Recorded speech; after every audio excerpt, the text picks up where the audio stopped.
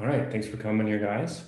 So yeah, I titled this event Memetic Strategy During COVID. Well, I think I had a few different titles, but that was one of the versions anyway.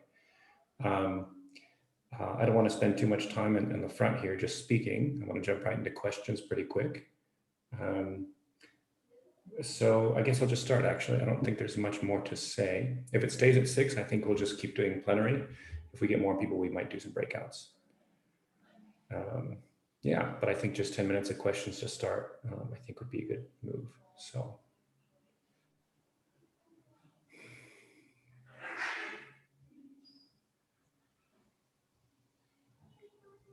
I mean, the question that brings me here in a way is, what can I do when I seem to see the world go mad and reasoning with people or pointing out the contradictions in the madness doesn't seem to doesn't seem to have any effect. So what do I do?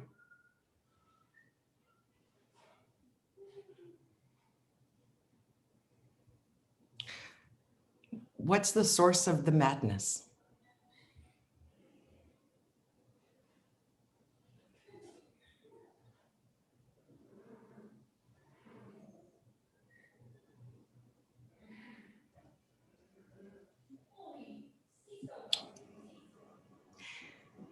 Is madness objective or subjective?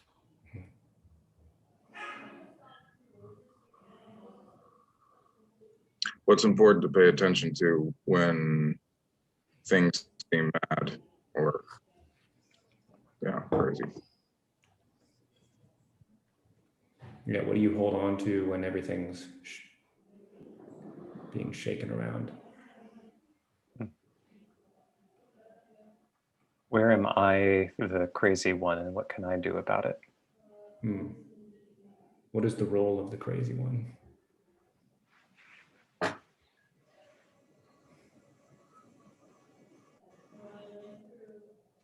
Why did we not get honest messaging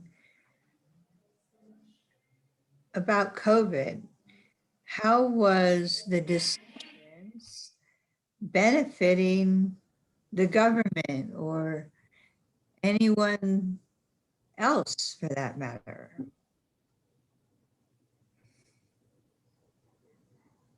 Yeah, who's benefiting from the madness?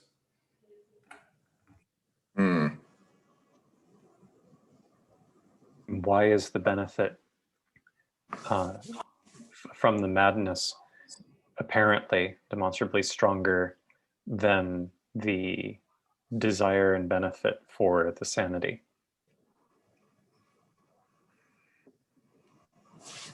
What's the relationship between fear, uncertainty, doubt, and power, consolidation, and control?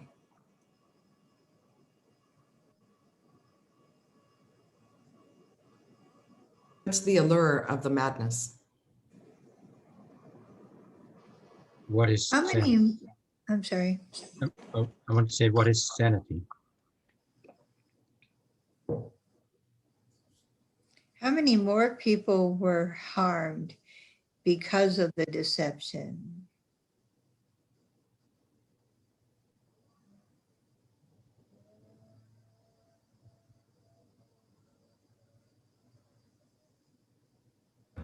To what degree is it a new madness versus an accelerated madness that we've had for some time?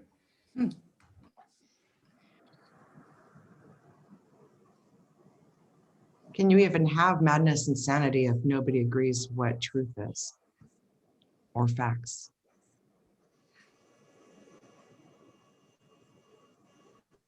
Yeah, how, and maybe another angle is how is the madness related to being in a post-truth world or a fake news, that whole phenomenon? Can we exist without rhetoric?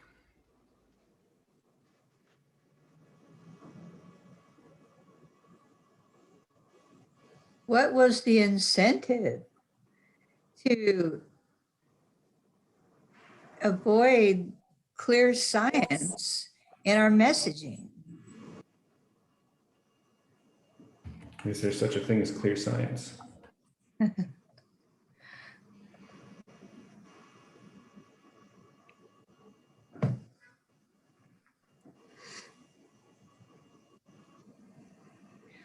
Why do people not trust science?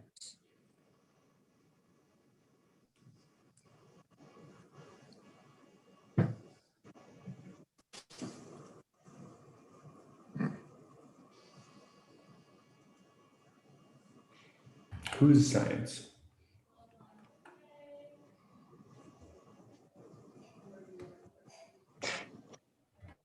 What's the role of polarization in this? What's the role of narcissism in this? Or individualism? Was Or- the COVID pandemic a conspiracy? Do professionals ever feel regret or only opportunity?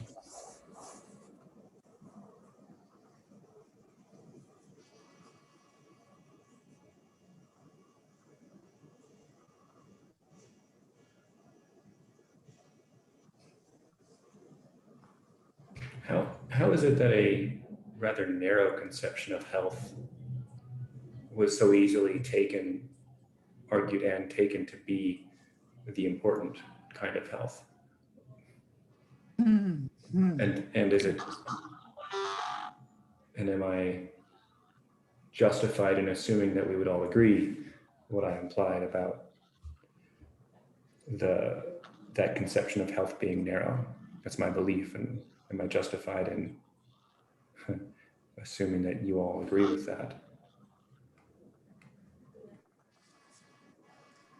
Isn't the point of conversation to come to a better understanding of what each other means and what their definitions are?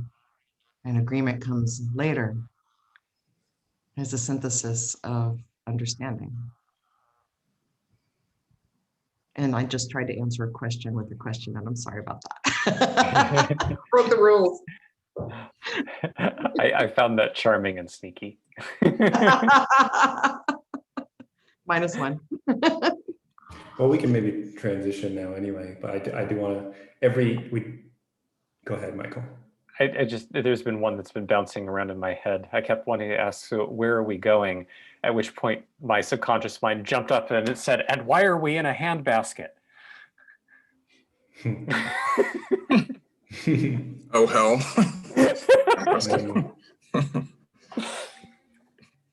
But yeah, when we do the questions game in the Saturday, we do that every Saturday as a beginning thing, and there's always somebody who sneakily breaks the rules and then apologizes for it. Yeah, we've all gotten good at sneaking those in if we want. Yeah. How can I sneak in the fact that you're wrong? Mhm. Yeah, right. That's a good one. Yeah. So I'm split. We could either have a free-form conversation now, or maybe do some glass bead games from here. Maybe a couple of rounds of glass bead game. I'm not familiar with the glass bead game, but I do notice that I have a little desire to feel the people who are here. Because of that, I lean in the direction of something more freeform, or maybe a couple minutes of check-in just to see how everybody is doing or what their bodies are like right now. That's where my desire is. Yeah, that's a great. I had forgotten that not everyone is familiar with everyone here. Yeah. It's not just a matter of familiarity. Each moment we're somebody new.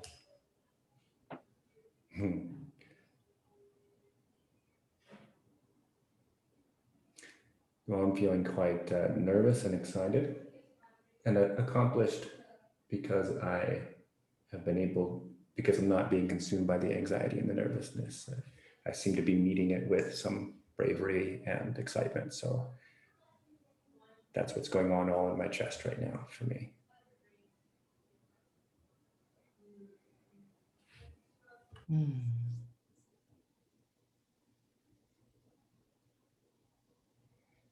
I'm feeling warm, comfortable, had some exercise not too long ago, and it's a bright sunny day here, and yeah, I'm looking forward to this conversation, and yeah, just feeling sort of a calm, vibrant sort of feeling.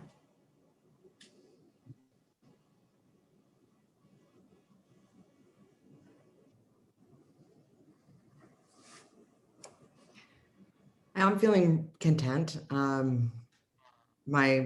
got to, my body got to do what it likes to do circadian rhythm wise. Went to bed at about 1:30, got up at about 9.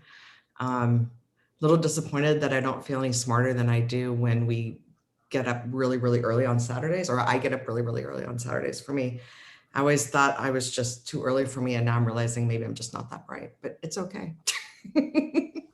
Not feeling terribly brilliant at the moment.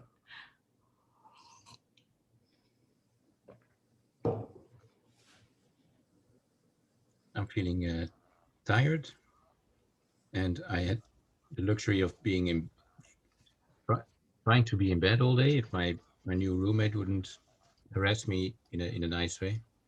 And so I'm quite calm, but there's also a bit of haste in my chest in participating here, that I don't want to be caught in a certain frame. So I'm noticing I'm hoping to be a fish that can jump out of the barrel type feeling. I'm enjoying to be here. I'm feeling kind of conflicted. I'm definitely at work and looking over my shoulder, make sure I can just devote myself here. And also I'm having anger in me every time I think about the way we've been conned as far as the COVID. I don't really blame anybody. I don't think it's an intentional kind of conspiracy, but it makes me feel like, popping a zit, just like, getting all of it out and getting real clear. And I feel like whenever I talk to people about it, I have to overcome their superstitions, and that makes me angry,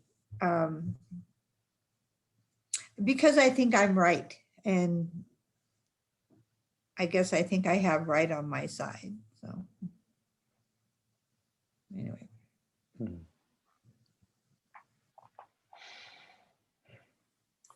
Feeling a kind of ache and a sort of workedness in my chest, my heart.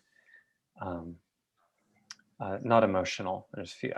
Well, a little bit. I've been worked this last week, really worked. I'm feeling very aware of the energies that want to move up my torso and into my face, that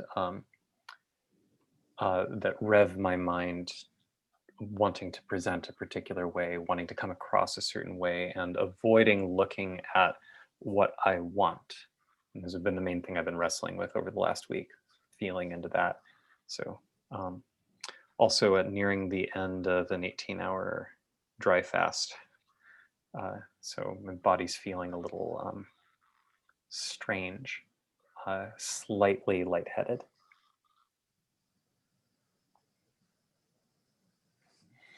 Also, I loved seeing the visit from Julie's cat.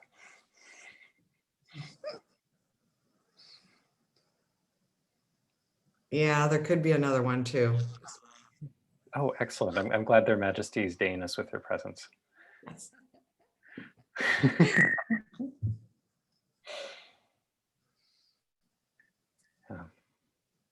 There's also a way where I feel there's a lot of energy that wants to come up, but I'm grateful that it doesn't go much above the collarbone, and feeling into the things that I was hearing and receiving from Susan.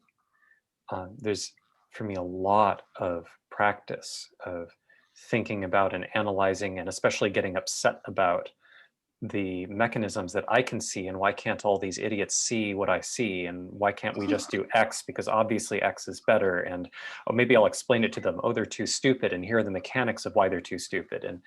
And there's this buzz where, like, I notice it, I feel a kind of relief and sorrow in a sort of collision I'm feeling of there's actually a way that it doesn't affect my mind as strongly.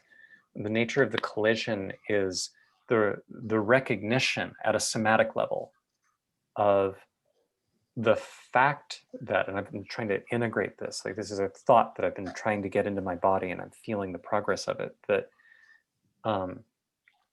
obviously the anger is more anti-helpful than helpful. It's not persuading, but it is taking me out of my center, and it's making me hijackable, limbic hijack. Which means that the thing that is activating my anger is, it is out of alignment with truth. Even if the thing that it's supporting is correct content, what it's doing for me is having me dissociate my being from the truth of my immediate here and now reality. So there's some sort of like there's still a deep care I feel in my heart of I want to engage in these questions and these explorations, and a combination of fear and relief and a little bit of egoic pride about feeling the collision that is giving me a little more mental space than I remember having even just a couple months ago. And the one part I didn't quite follow is the collision. What is that collision exactly?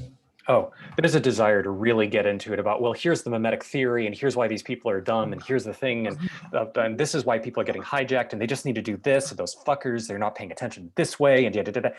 And it is really easy to lean into that energy and have it flood my head. And I noticed that right at about the collarbone level, the energetics smack into something, and that what rings, like hitting a bell, what rings is the mental copy of the embodied feeling of that's not true, which is different from the content is wrong, but the intention of that force is not aligning me more closely with truth. Its intention is to lock me in a model and have me obsessed about the model and be hijackable. That sounds very similar to something that, well, it sort of led to this call, I suppose, which is I started to realize that I would have conversations with people about COVID and the lockdown, people who would agree with me. And we would begin, as I said, trading ammunition as to, you know, why it was all a bunch of bullshit and all the inconsistencies and contradictions. And but I started to get the feeling I was trading ammunition for guns that didn't work.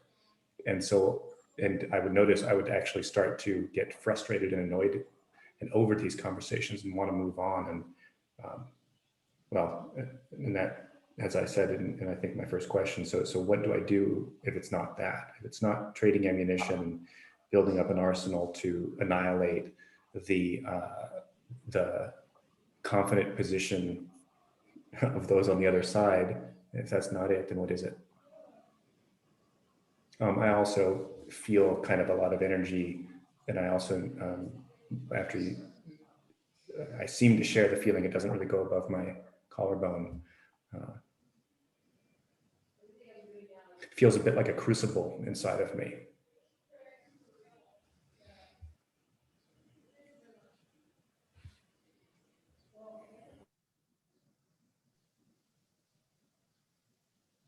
For me, it's turning into a real life experience of what you would normally read in like a dystopian novel or something. For me, living in the US, it boils down to a desire for power and control, and from those at the top whose narcissism and desire to maintain power at any cost meant the costs of hundreds of thousands of Americans was acceptable. I don't think they thought it was going to be that bad, but there were indications that it would be. And the powers that be, not just Trump, but also his yes men, didn't think it was going to be that bad because they didn't want it to be that bad. I'm not sure about the answers for the rest of the world, but it just really highlights for me the mechanics and the intricacies of magical thinking and not using it for good, but for evil in a way, to use it for power, and how people's confirmation bias will determine what they see, what they believe, who they support, even if people around them are dying.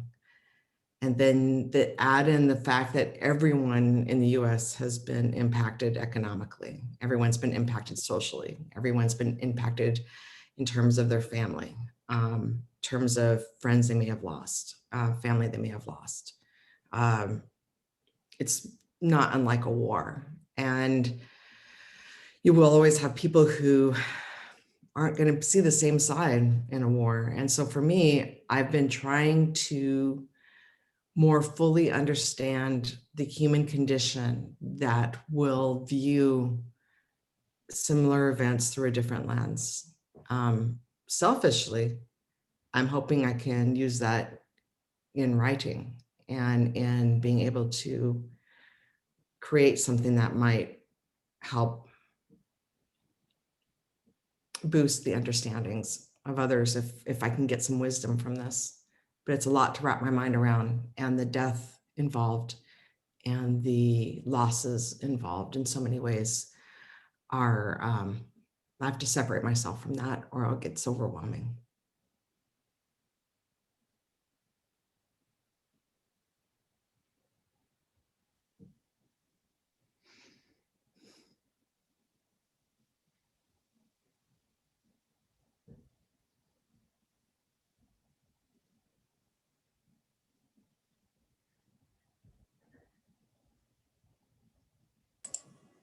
My thoughts are going like all over different places, like, you know, is the focus on a certain metric, also the attribution of deaths to COVID, even when, I mean, regardless of what other comorbidities were present.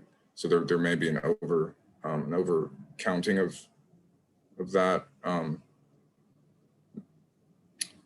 Yeah, there's just, I mean, all these different narratives and things.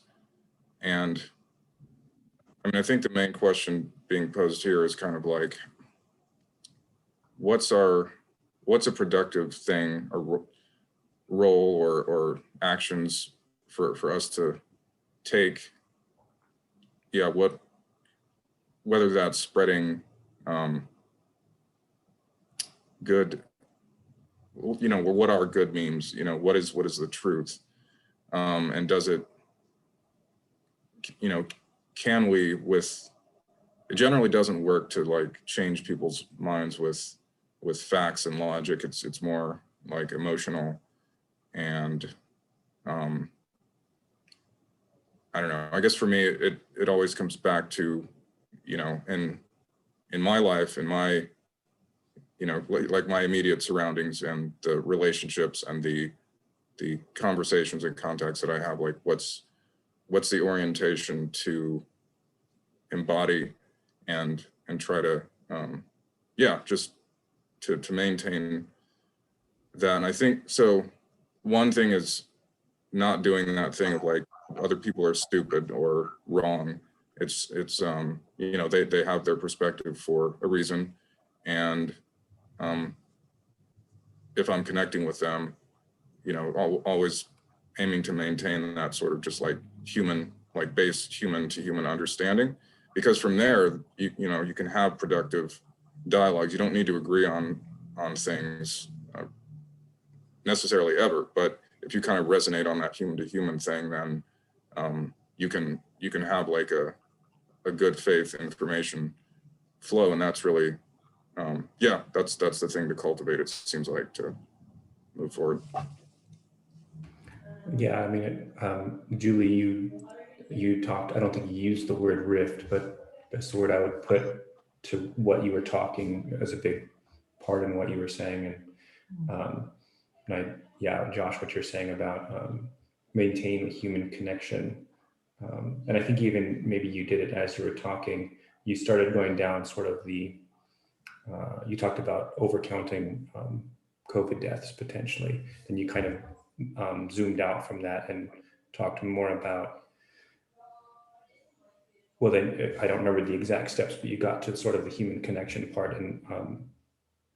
And as I'm talking, I'm aware of and a little nervous about, what if some of us differ about which way was an overcorrection and what are the facts? And so my solution, it sounds like your solution to that is to maintain the human connection, and maybe on top of that, as sort of a next level up, if you can get that solid, then maintain good conversation and encourage better conversation, which would lead to better collective intelligence, better collective sense making. You guys, I'll be right back.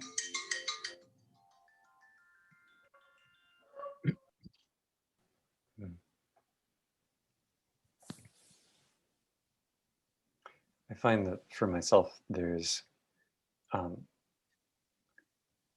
have difficulty doing those steps if I don't start with one that is below that, having to do with from where am I orienting to the effort to do any of these things, and tracking that. I notice, like I've had this chant for about a year. I've trained my family to to use the same sort of mantra, which is all information is crap. This is meant to summarize a general point. The way that Daniel Schmachtenberger talks about this. I don't know if he phrases it quite this way, but the way we are in a global information war. And what that means is there is, whether intentional on any individual level, definitely at the level of memes, at memetics, there is an evolved, intelligent effort to hijack people's psyches.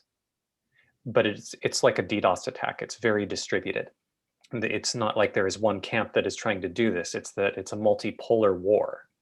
So all of the information commons are highly toxic and laden with strategies and methods that are designed to block access to accurate information, hijack limbic systems, to sneak memes and attitudes into the psyches of various people, to inoculate people against competitor memes. But because it's so distributed, what you end up with is just absolute chaos as to what the overall thing is.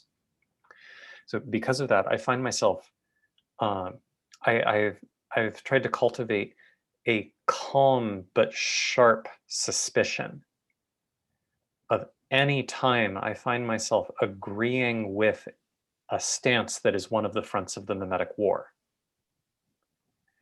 Almost every time, like anytime anybody highlights something and I notice I have agreement or I have disagreement that just arises spontaneously, I find myself really wanting to slow down and ask, where is that coming from?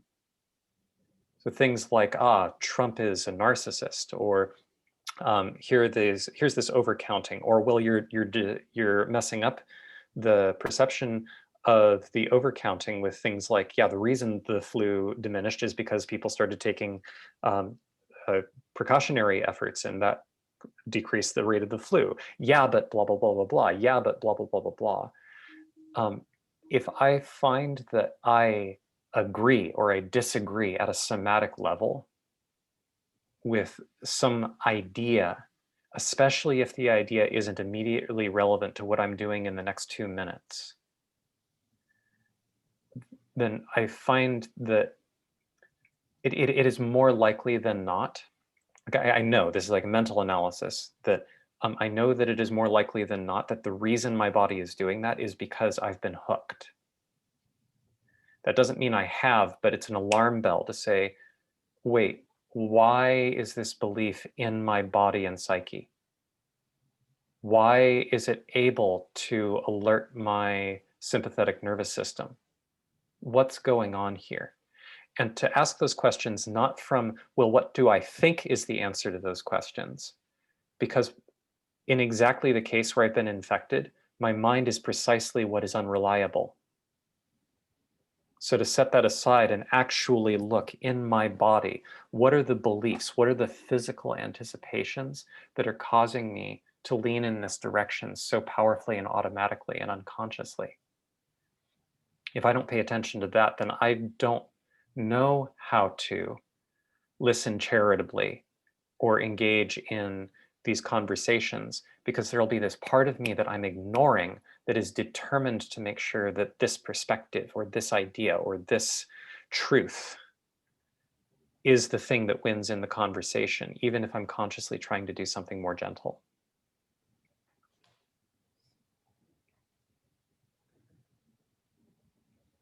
But what if the resonance stems from the fact that something's actually true? Yeah. That the whole work at trying to critically think our way through this morass of opposing viewpoints and information sources and perspectives, and whether or not the number of deaths or even the number of deaths, what if we do resonate on a level with some things because that's actually what's happening? That is what's happening, you know, or I'm not so sure that I would automatically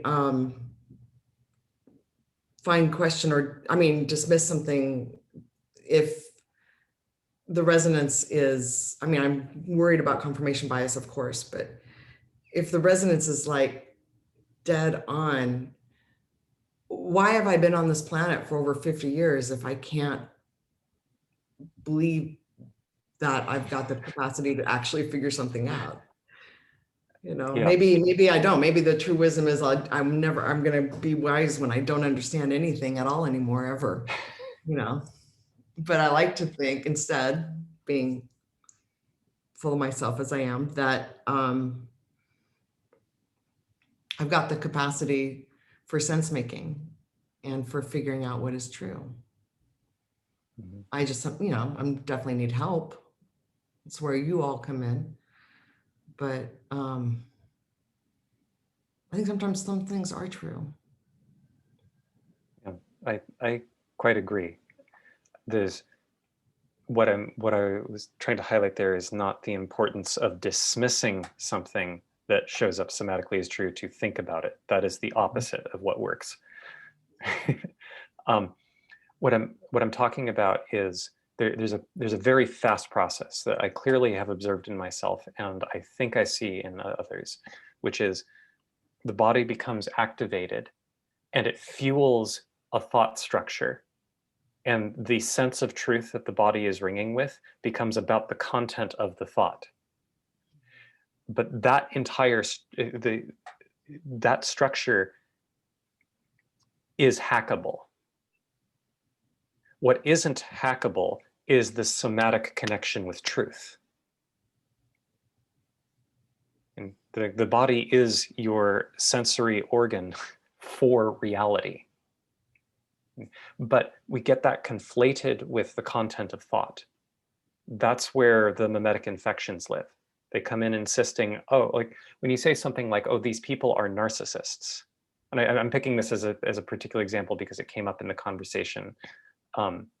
I don't have a thing specifically about your having said this, but it's worth tracking that most people who say this, I don't know about you, but most people who say something like these people are narcissists or that person's an asshole or something like that, the name, the purpose of the name is basically to link it to somatic bad. It actually doesn't mean anything. But when prodded, the mind will very quickly say, no, look, because here's the definition of narcissist and look at this behavior. But the purpose of those thoughts is to justify the use of the word rather than to check whether the use of the word is an accurate reflection of the intended somatic reality. So the mind is getting ahead of the body truths. Yeah, when I use that word, I pretty much know what I know what I'm saying. I mean, having had experience with narcissism and studied it formally and informally. Now, when I use that word, I mean someone who's quite willing to distort reality for themselves and those around them to make sure that they get what they want. And the thing is it may be a negative word in a way, but for me, being able to identify it then helps me understand why they are doing things that make no sense to me, that harm other people, that seem self-deluding. It's easier for me to understand, oh, okay, I know what I'm dealing with when I can identify where they are on the narcissism continuum, which we are all on to some degree or another. And so when someone becomes malignantly narcissistic, yes, that's how you get thousands of people dying. That's how you get lies on a national scale. That's how you get people to donate money to you when you say you won an election that you lost. I mean, it's an amazing part of the brain that defies comprehension from those who don't have those same motivations, I guess. I'm sorry, Logan, I think you wanted to respond. I was just going to try to I'll express what I'm taking from what Michael is saying, which is, well, for a while I've had this idea of, it seems like we were talking about a stack to some degree, and Josh and I put together sort of two layers, and then Michael suggesting one below it, at least in terms of sort of procedure. And a word that I would throw in there is being grounded, a certain groundedness. And what I hear you saying, Michael, is that for you, when there's an alarm bell that goes off when you find that you're already hooked in a certain way, if you find that you're already in agreement, already implying that it's sort of putting the cart before the horse in some way, and that you've found a good response to that alarm bell is to kind of, in a way, step back from the thoughts and the conceptual model completely and just try to investigate in a very embodied way where that position is coming from. And you used the word, I think you said sharp but calm distrust or something like that. Suspicion. So which is not to say to suspicion. So, and what I take from that is that you don't want to, it's not to dismiss or condemn prematurely the being hooked, so to speak, but it's to, I suppose it sounded like what you were saying is you want to be cautious about attaching thoughts with too much certainty to that immediate somatic reaction. Yeah. Actually, it occurs to me there's a clear example that is outside of this domain that's maybe less likely to create distraction. The type of thing where you have somebody who has a particular sort of attachment wound. I'm thinking specifically of the anxious preoccupied structure in attachment theory, but like the clingy. The anxiety they feel in their bodies is primarily about a sense of unsafety that is from a very deeply embodied sense of relating to others and the world, and a need for, and they don't know this, but the body is correctly signaling the need for skillful development of knowing how to self-soothe. But the way that it presents is this desperate certainty that they just want to love the other person and they just need them to pay attention to them. And if they would just get held, if the other person would just hold them, if they would just say, I love you, if they would just, and there's such somatic certainty with this, that even trying to talk to somebody who is a little activated on that axis about this being the mechanism is almost impossible, because the somatic certainty that something is wrong and they need to learn soothing doesn't come, it fuels a thought whose purpose is to distract from the uncomfort. So the internal process that would be needed if one has anxious preoccupied attachment, how would you notice that you are the one who's insane? By which I mean something very specific. What I mean is the truth that is in the body getting reflected in a thought whose purpose is to distract from that somatic truth, rather than to accurately reflect that truth.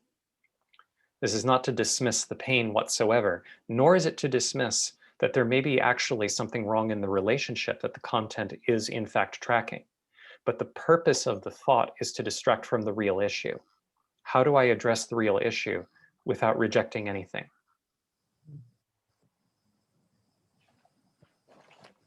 Susan, would you mind if I just said something really quick? Yeah, so I need to understand when you're talking about truth.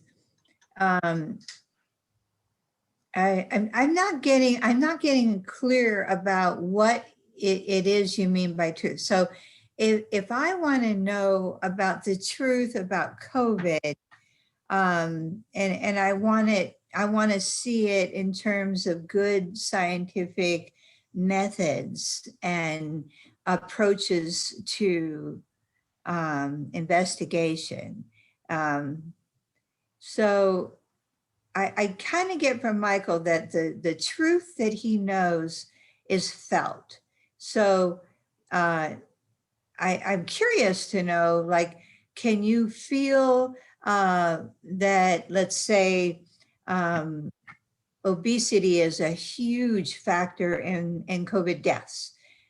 Do you feel that in your body without seeing any statistics, without seeing any information coming in from hospitals that have dealt with it and you just are going to just default to, my body says that obesity has nothing to do with COVID deaths, so therefore that's true for me. And it doesn't matter what the facts say. It doesn't matter what the research points to, because if my body says that's not true, then I'm going to accept that it's not true.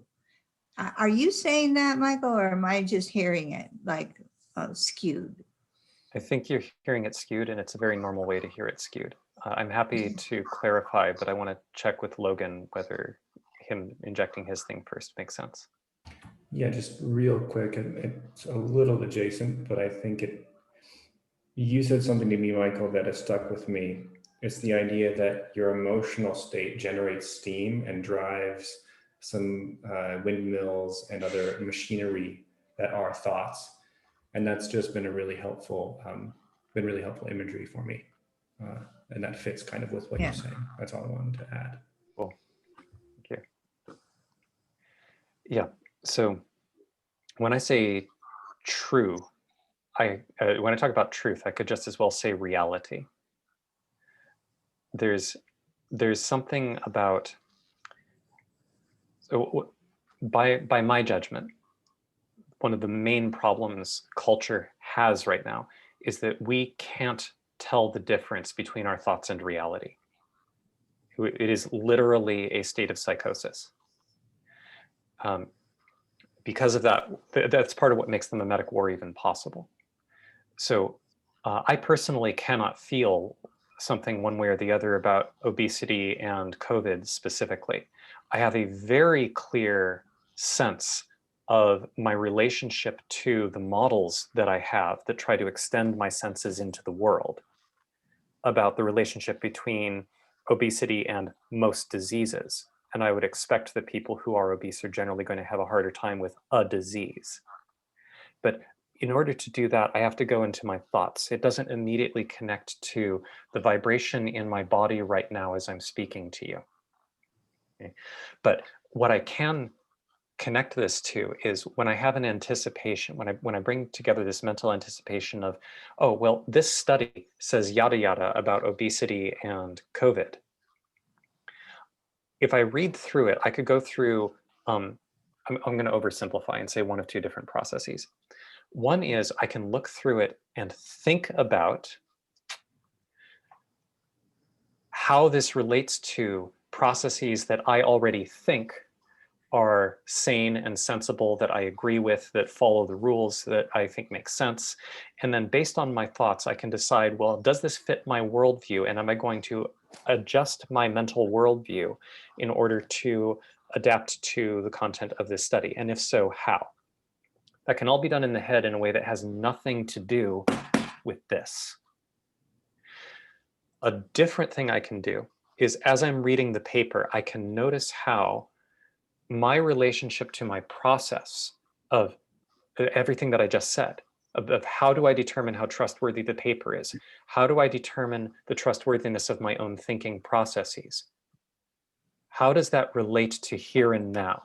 How does it relate to my breath? How does it relate to how I'm turning my head? How does it relate to how I'm moving my fingers? Not as thoughts, but as lived experiences. This dialogues my process of reading this paper with what I have come to somatically know. The same type of somatic knowing that tells me, yes, I can walk downstairs. How do I know? Well, it's not a thought, but I have a thought that reflects this somatic truth. I damn well know I can walk downstairs. That's not a question for me. I might be surprised. I might find out if I try that my legs suddenly give out. But I have a pretty good sense of the state of my legs right now, and I don't expect it. So that is an embodied knowing. And if I ask myself, well, can I just jump over the banister and land on the bottom floor just fine? I know that's false. That's a somatic knowing. And that's not about theories. I can describe it in terms of physics theories, but it comes from ways that I have grown from the immediate sensations I have in my body, which really started at birth or a little before birth, but like the process of extending my embodied senses farther and farther into the world. So the main problem that I see in our society right now is we have used this sense extender of the mind in order to create worlds. And then we go live in those worlds disconnected from our bodies. We aren't reconnecting those models back to our somatic senses. And then we're arguing about these worlds. So when we say the word true, we often are saying, is it consistent with a model that I have decided I'm going to live in? But when you feel truth, you know it. That's not about the content of the thought. That's about a fact. What is real? How do you know we're having this conversation right now? You can get lost in philosophy, but there's a knowing. That's what I mean by truth. Does that answer your question? Yeah, I thank you for that. It goes a long way to clarifying the way that you understand the word truth in terms of embodied knowing and the way that you process information when you read it or hear it. You don't just allow it to be accepted or rejected based on a mental model you're living in, but rather you bring it into your body and are aware viscerally whether you're resonating with it. I mean, I would kind of, I'm not sure that's what you said, but that's kind of the way I heard you. It sounds pretty good. I would just want to make one small adjustment, which is that that's what I am trying to do. I think we are all psychotic to various degrees. And I have just managed to notice enough to notice how important it is for me to ground that knowing in my body to have some hope of sanity. Yeah. Logan, your finger had something to say. Yeah, I just wonder if I could kind of reflect your answer and maybe answer from a different angle Susan's question, because I think it's really, well, I'm called to do it somehow, but so you asked, can you know in your body or know at this somatic level, some fact or some claim about COVID, high level claim. And my understanding of what Michael is proposing is not so much that this stance that he's describing is how you answer that question, but more like the prerequisites that you put in place, the first of a few. And then the goal of having that stack, again, is not really then to answer the question even. It's actually more to have a good assurance that you're being a good sense-making node.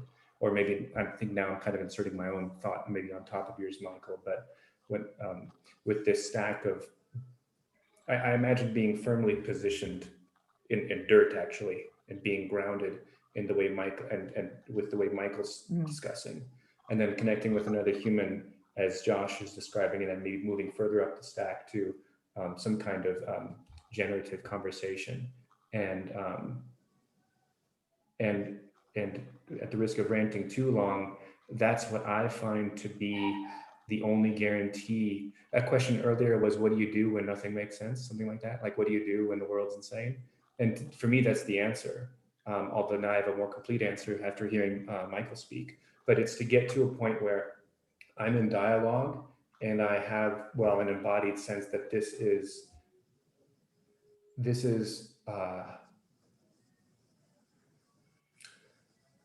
pursuing truth or pursuing insight truly, something like that. It's a rich, dependable source of sense making. That's what I do in times of uncertainty. Well, that's been a strategy I'm growing, I suppose you could say. Sorry to go on so long, Josh. I know you had something to say. Yeah, it's all related, I think. But as the conversation's going, it seems to me like, so that this notion that we're inhabiting these mental worlds, and that's why, you know, like polarization, and, you know, the fact that the one set of people can think that, you know, this is fake news or that's fake, you know, all of that stuff.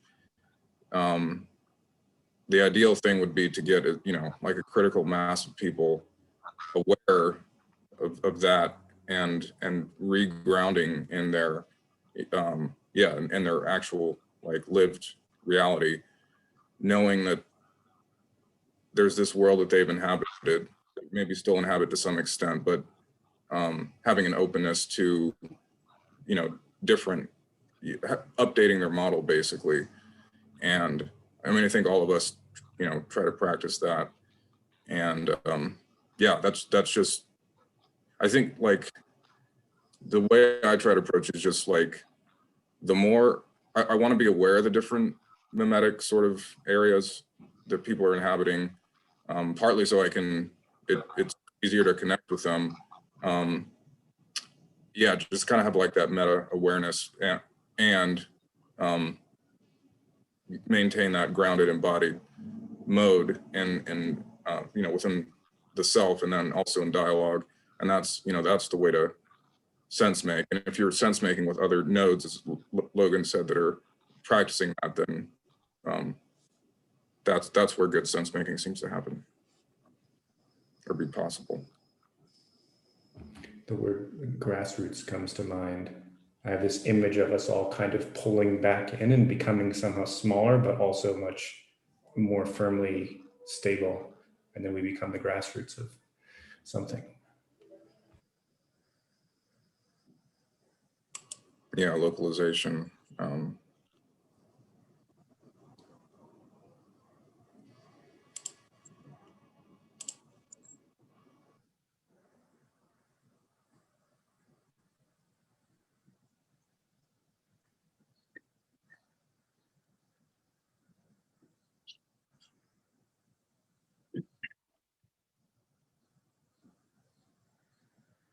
To the degree that, oh, please, Ken, go ahead.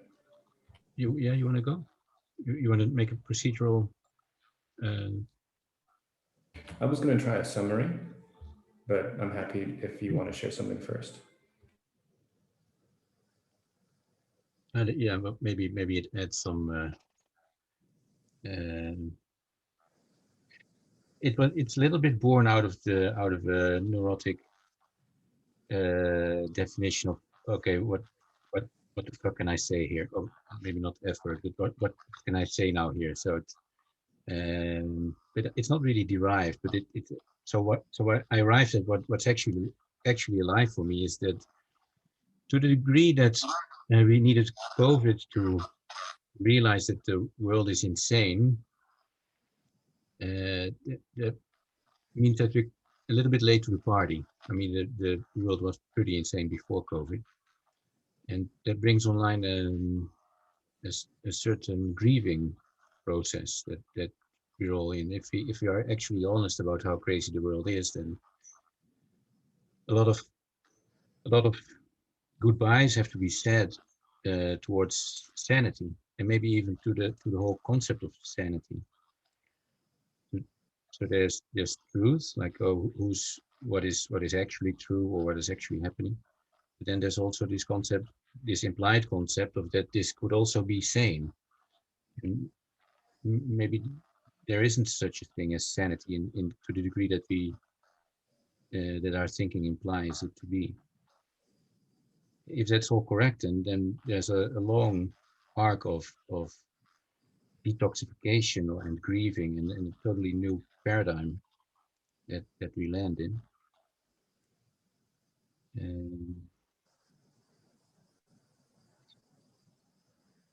And awfully little to say in discussions like this. It kind of, takes a lot of wind out of the sails.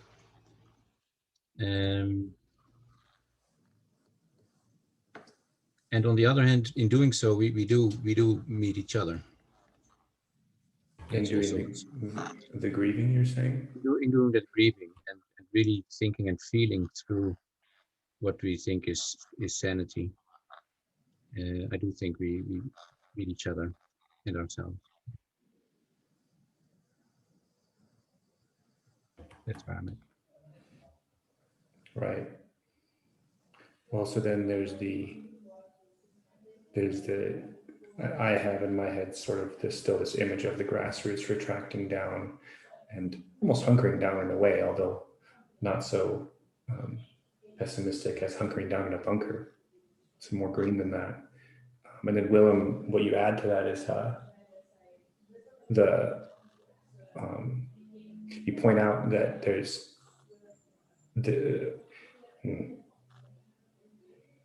even the best ending to this story would involve grieving, and quite a bit of it in the middle. And well, I mean, I guess feeling a bit of a desire to reconnect with the inquiry as I see it. What is the mimetic strategy, or how do we impact positively? And well, I feel like we have two pieces of the answer, and we worked longer at one of them, but I think the grieving is also very important. At the risk of sounding overly manipulative, any kind of grassroots movement that could address at a level of memes or the level of culture the breakdown in sense making. The breakdown in sense making is so significant that we have to grieve for that breakdown, and the grieving of the breaking down has to be part of the grassroots response mimetically, or maybe I'm overusing the word mimetically, I'm not really sure, but well, it connects a bit also with what Josh pointed out earlier. Pretty low in the stack is the human connection. So if we want a successful set of memes to address the situation here, it has to be holding out a hand in honest grieving, earnest grieving rather.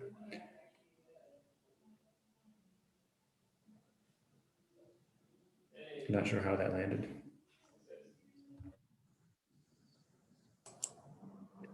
Yeah, it landed. And maybe just to add to the grieving part, once you arrive at the grieving, then also the party starts. That also comes online now for me. That it's also a liberation, it's a freedom. But it's very there's very little ground. Not it doesn't have ground as it has in the old days, that I know what the truth is and that I know what sanity is. So there's much more insecurity, but there's more freedom.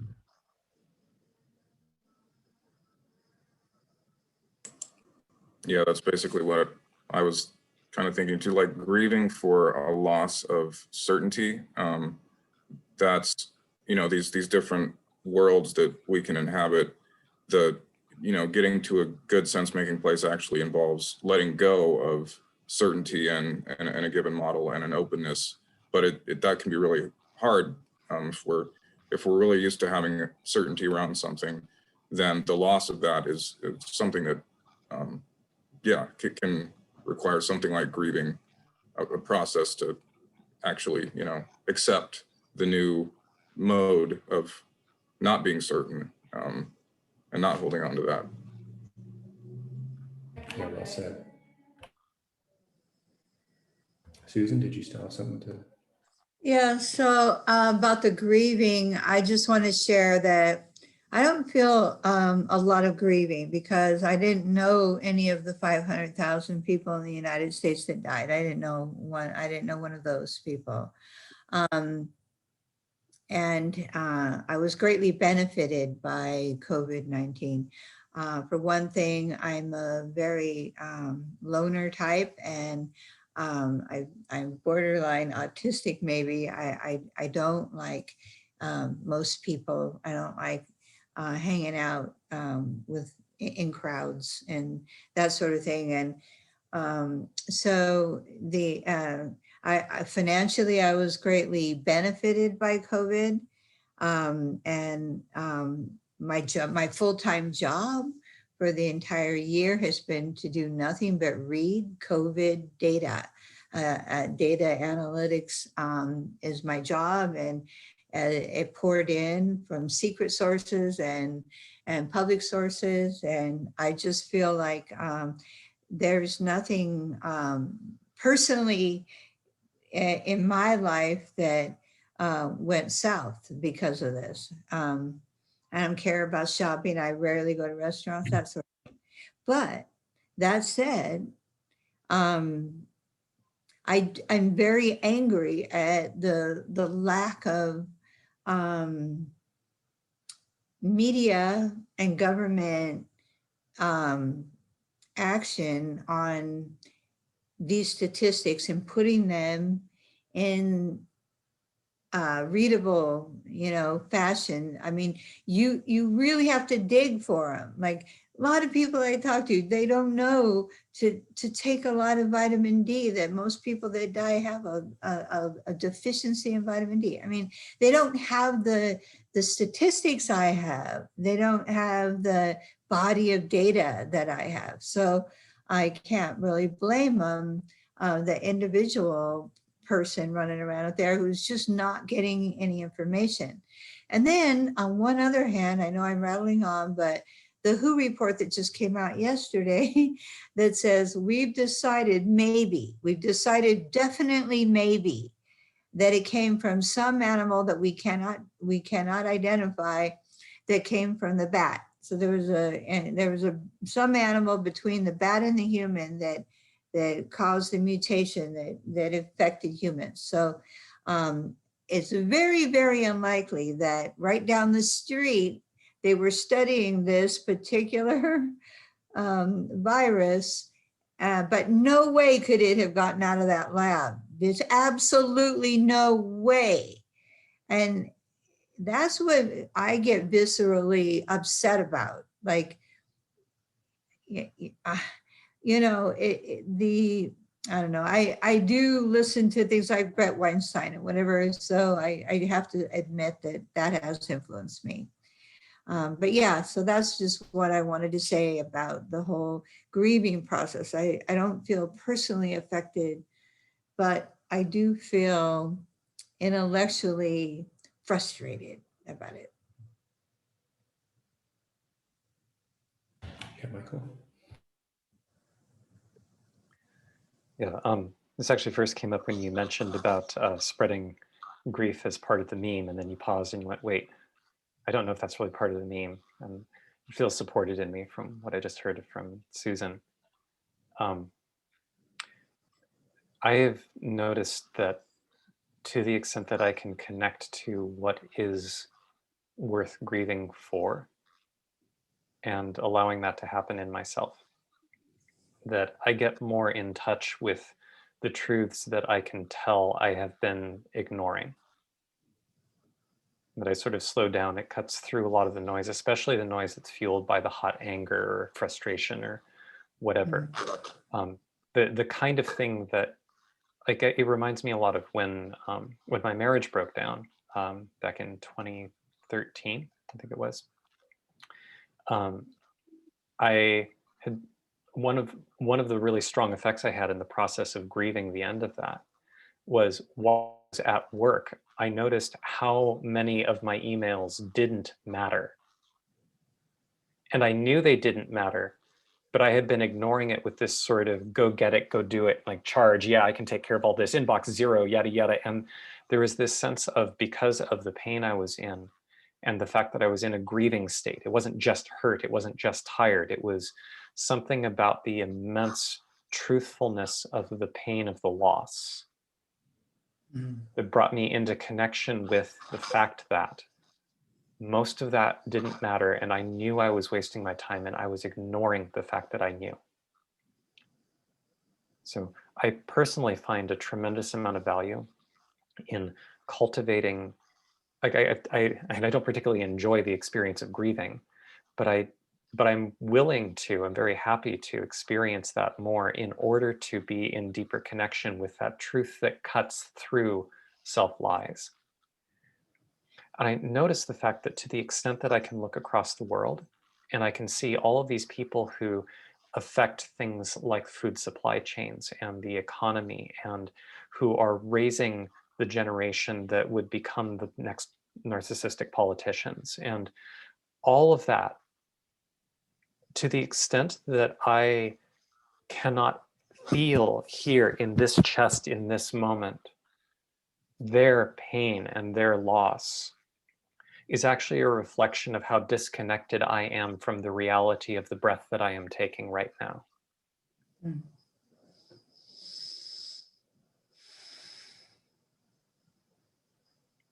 Could you just repeat that last sentence, please?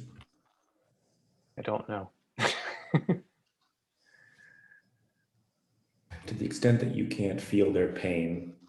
Yeah, to the extent that I cannot actually feel their pain enough to grieve for their loss and for their suffering, I am alienated from the truth of this moment and this breath. Interesting, yeah.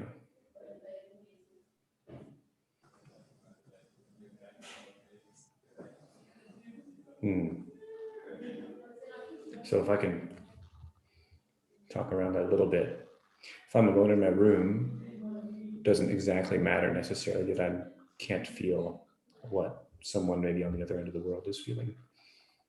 It doesn't cut me off from the moment, so to speak. However, if I am trying to connect with them or even conceptualizing them, and I'm not connecting with the pain that they're having, then there does seem to be something I'm missing from reality. I don't know if that's exactly what you meant. Well, it probably isn't exactly what you meant, but I don't know if it's close. I think it's close. There's something about how like I also have benefited a lot. Oh, okay. Bye, Josh. I've also benefited a lot, not so much financially, a little bit, but I've benefited from COVID in that the wave of COVID made it a lot easier for me to connect to people online. And it made it so that the time that I've been taking, like when I left my company in order to do inner work, and in the process moved in with my parents, and there's a kind of weirdness about that in my own head about like, how am I seen? Like I've moved back in with my parents. Here I am in my late 30s. This is embarrassing. And I get along great with my parents, but there's something about the image of that. And COVID managed to remove a lot of the weight and make the process of doing a lot of inner work in areas that aren't just about that perception a lot easier, and to slow it down so they had the spaciousness to take the time of that. The reason for that benefit, the whole reason why I got money from the government, the whole reason why I'm able to talk with so many more people on Zoom is because of the suffering, fear, and death. So what I am benefiting from is precisely the thing that is in the world behind, like our conversation here is riding a tidal wave of death and fear. If I can't feel that, then there is a level of truth about what this conversation is that I am somatically disconnected from. And that means that my thoughts about what is COVID, what is true, does obesity, blah, blah, blah, vitamin D, blah, blah, blah, is there a conspiracy? If I can't feel the truth of the pain behind the benefits and the changes, even not just benefits, but just the changes in my immediate world, then those thoughts are also disconnected from the truth of what I am doing with my breath and my heart and my voice and my guts. Yeah, that helped connect it. Yeah. So you could almost say, to the extent that you want to grapple with a complex problem, especially one so unprecedented and rapidly unfolding as this, you lose a lot of guarantees. You're better off connecting with the suffering well, the tidal wave of suffering, as you say. I imagine a tiny little surfer on top of a wave, not feeling the wave and just thinking about it. That's not going to be an effective surfer. You really want to be feeling that wave, which makes it even sadder because I don't want to be surfing on a wave of despair and pain and death. But I suppose I do want to be feeling that. That's for sure, to survive.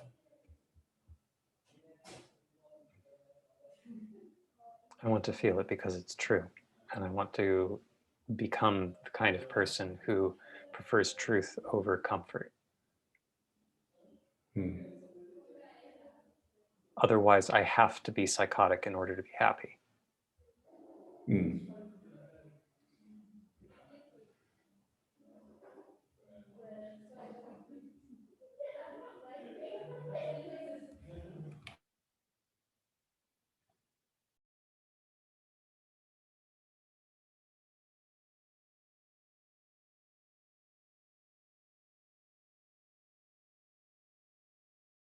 So maybe I can tie these, well, three ideas there together. There's the idea of firmly embedding yourself, grounding yourself. There's the idea of grief, and then there's the idea we just went over, which is to be connected to the underlying tragedy if you want to exist in the same universe as the phenomenon, I suppose. But then that makes me think, okay, well then really what you're embedding yourself into is the grief. So in a way, it wraps around to that first idea of noticing how and where you're positioned and being mindful of that. So then those three things come together and twine together in an interesting way. I don't know if that made sense, that exploration I just did. I'm getting 1% acknowledgement that it did, so I think not.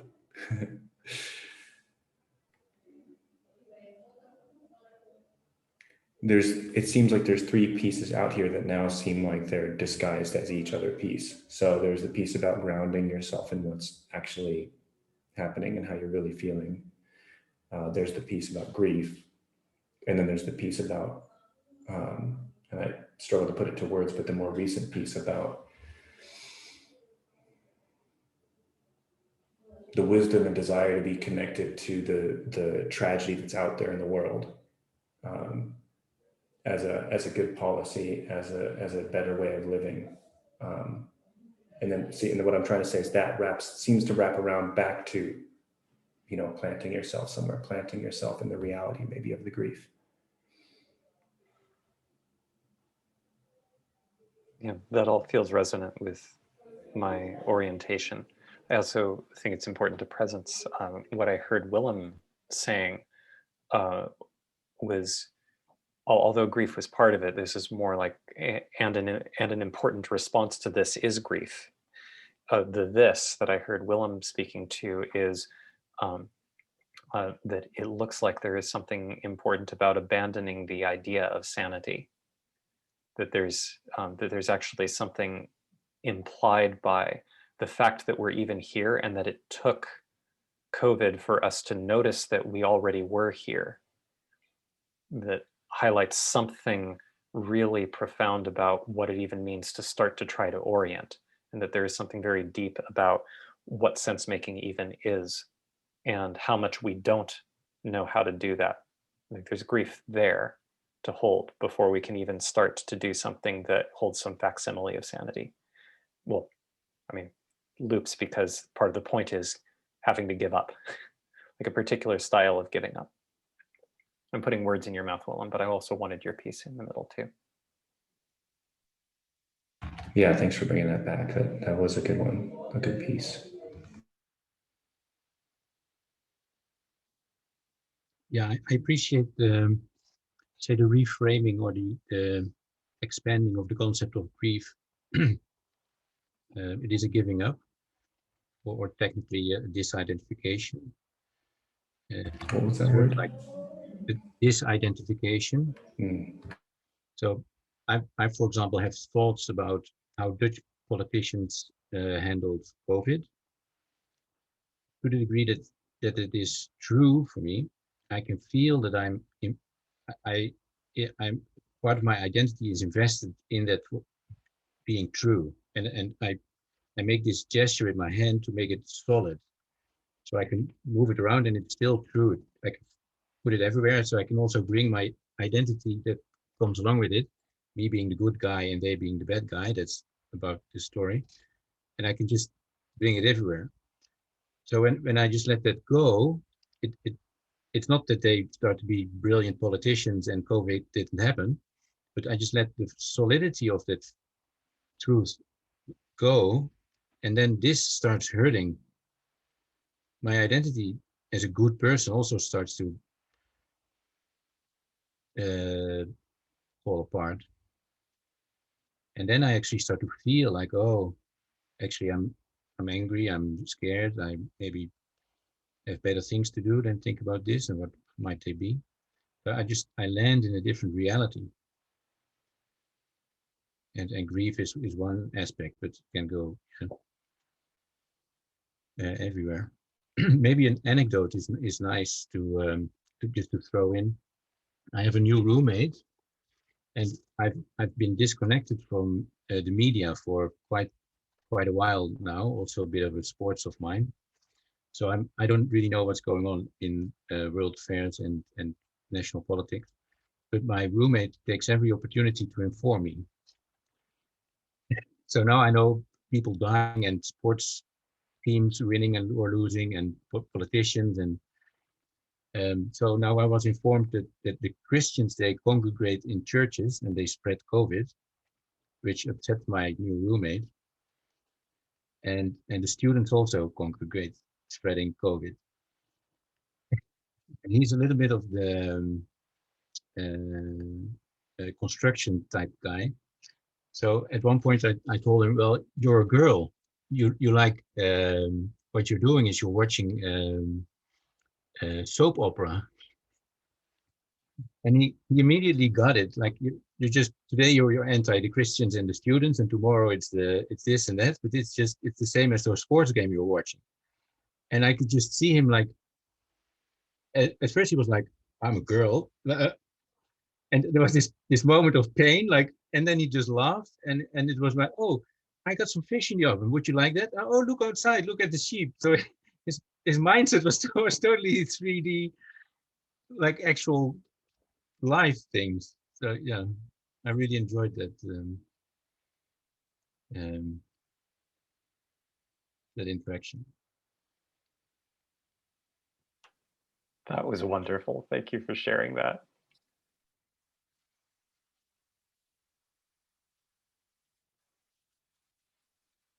Sorry about the sexism and the girls, but it was needed. No offense taken. I understood what you were trying to illustrate. Yeah. And I know you have deep respect for women, so lucky for you, I already know you. So did my roommate.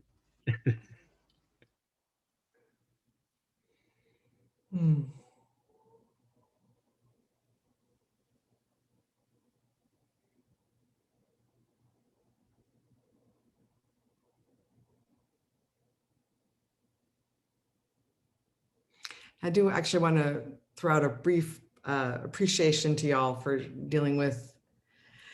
I've been out of town and she's the lowest on the totem pole, and she has been very clingy and very joyful that I'm back and very needing comforting and cuddling and attention. And normally she's rather aloof, and so it's odd. So it's actually the same cat who's been begging me this whole time. I'm so sorry if that's been distracting, because there's so much joy emanating from her that I'm home that I can't really, even if I did kick her off my chair, she'd just come back. So Makes for a better recording as far as I'm concerned. thank you. Definitely. For me, it's just like heartwarming and precious and grounding in the point of everything. That's right. Yeah. No reason to apologize. Yeah. Thank you. Thanks. Well, shall we end the recording on that note then?